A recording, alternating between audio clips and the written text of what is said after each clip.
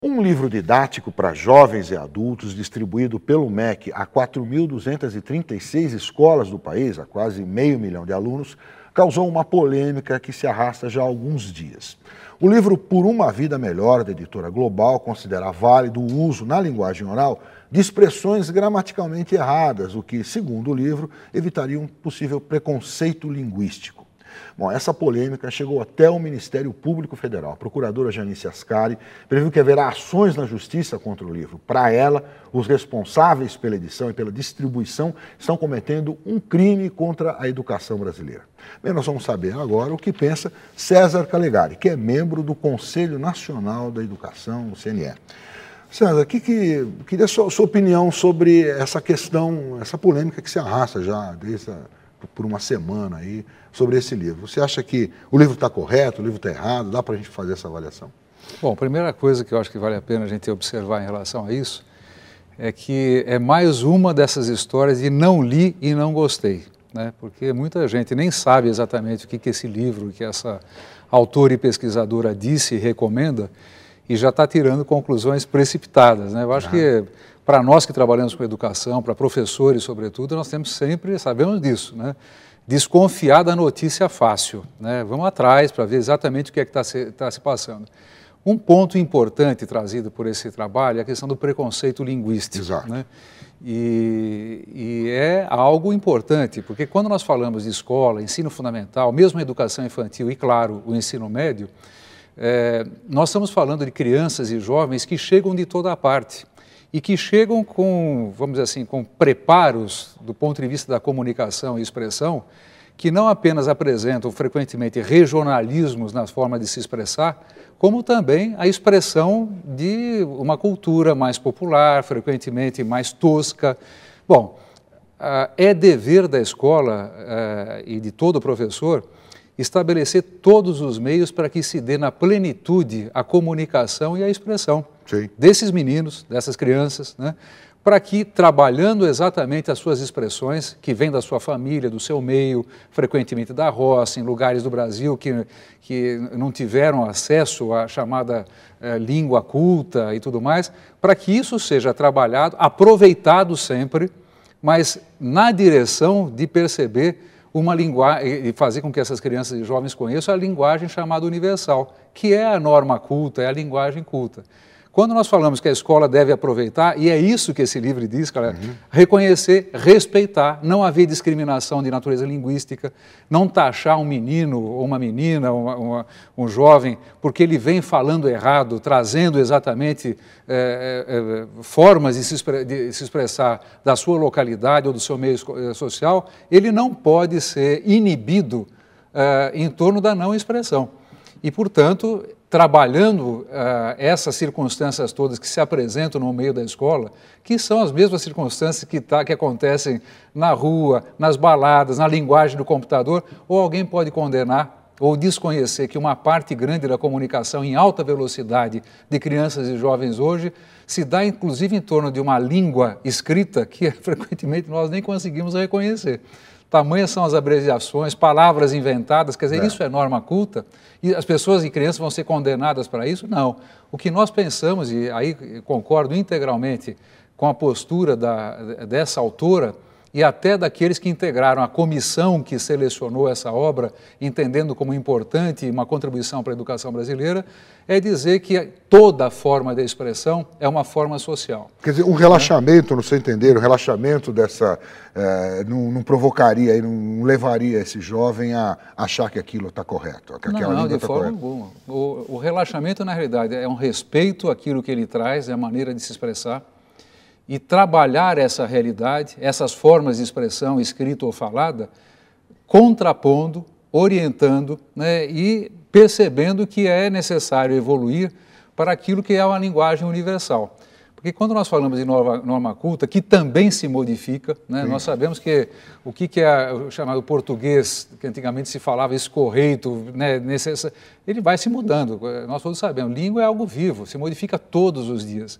E mesmo aquilo que nós consideramos uma língua gramaticalmente, enfim, sob todos os seus pontos de vista correta, amanhã será diferente. Então, O que é importante é que a escola veja sem preconceito as suas maneiras de expressar. O que a professora fez, nesse caso, dessa autora, não significa, como é que eu poderia dizer, validar, né, ou conestar, sei lá como é que nós poderíamos dizer, de dizer, olha, que pode fazer, pode falar errado, né, ou escrever errado o tempo inteiro, não. É admitir que esses erros aconteçam na perspectiva do seu aprendizado da linguagem universal. Sei, isso. E na linguagem oral. Agora você falou que os livros são submetidos a exames, que eles são selecionados. Como é que funciona essa seleção? Ela é bem feita? Como é que é o MEC que seleciona? Quem que seleciona esses livros? O Ministério da Educação, e já há muito tempo, adota uma forma que me parece muito boa. Primeiro, uma forma descentralizada, né? São muitos grupos de pesquisadores e especialistas, todos eles ligados a universidades públicas, em geral são as universidades federais, mas às vezes também universidades estaduais, que trabalham para isso. Quer dizer, são homens e mulheres doutores, especialistas, linguistas, especialistas nas áreas de conhecimento em que certas obras devem receber o crivo de avaliação. E nessas universidades, são vários pareceristas, né, que, nem se falando frequentemente entre si, contribuem com seus pareceres para que isso seja sistematizado e se chegue à conclusão. Isso é um trabalho finalizado pelo MEC, que diz se aquela obra, segundo a manifestação desses pareceristas e pareceres, pode ser recomendada para utilização como obra paradidática, né, ou obra didática, portanto, curricular. O Conselho Nacional de Educação, né, que eu integro, nós elaboramos as diretrizes curriculares nacionais. E as diretrizes curriculares nacionais e, eventualmente, outras orientações complementares é que são, vamos dizer assim, o subsídio básico para que esses pareceristas elaborem as suas opiniões. É o parâmetro deles. Eles vão buscar ali o que eles podem aprovar ou não. Exatamente, quando se trata de uma obra didática propriamente dita. Agora, é um processo bem amplo, né? Não é direcionado por esse ou aquele, ou aquela escola, ou aquela linha de pensamento, quer dizer, é algo que já há bastante tempo o MEC tem desenvolvido e aprimorado para representar, vamos dizer assim, um pensamento, vamos dizer assim, médio, né, inclusive do país, no que se refere a formas ideológicas e pressupostos de opinião que esses pareceristas podem ter. Eu acho que funciona. Funciona direito. Quer dizer, o Conselho acha que funciona direito. Se você considerar o Programa Nacional do Livro Didático, que é um dos maiores programas do mundo, né, de seleção, distribuição de obras para as escolas públicas, erros, que não é o caso desse caso, hein? Quer dizer, na minha opinião, mas erros, às vezes, de impressão e tal, às vezes acontecem, né? Mas são muito pequenos em relação ao volume enorme de livros e obras que são selecionados.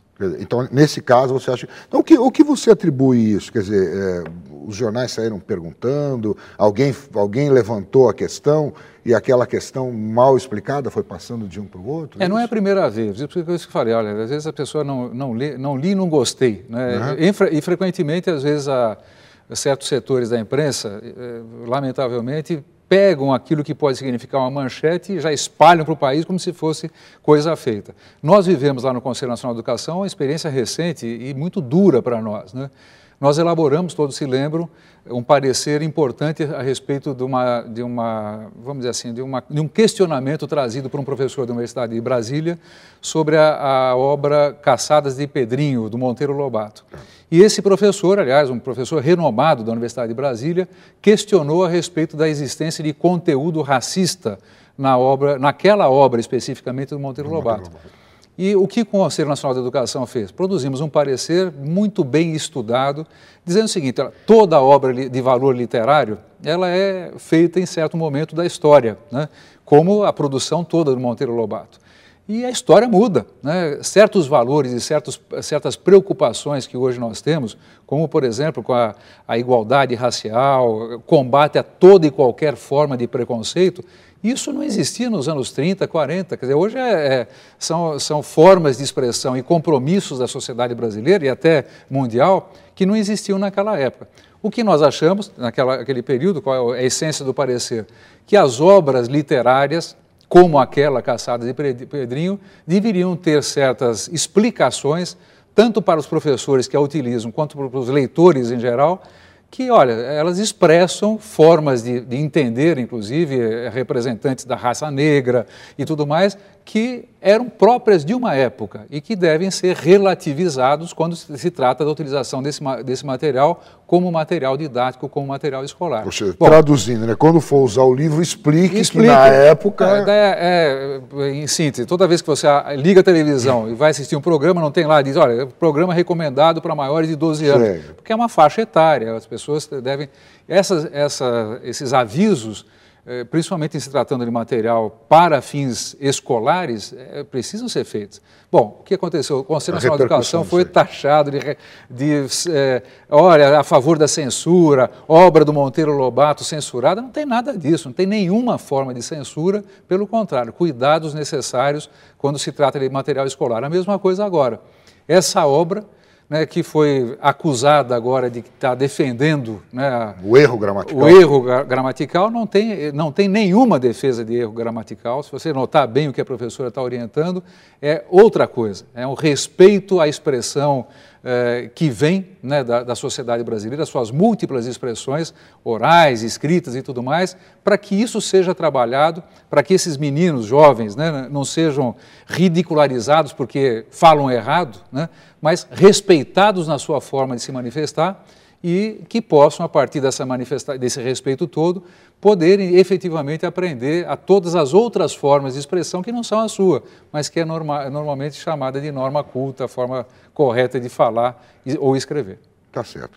Bom, é isso. Acho que o seu esclarecimento está dado. Obrigado pela sua presença aqui na Universo TV. Eu que agradeço.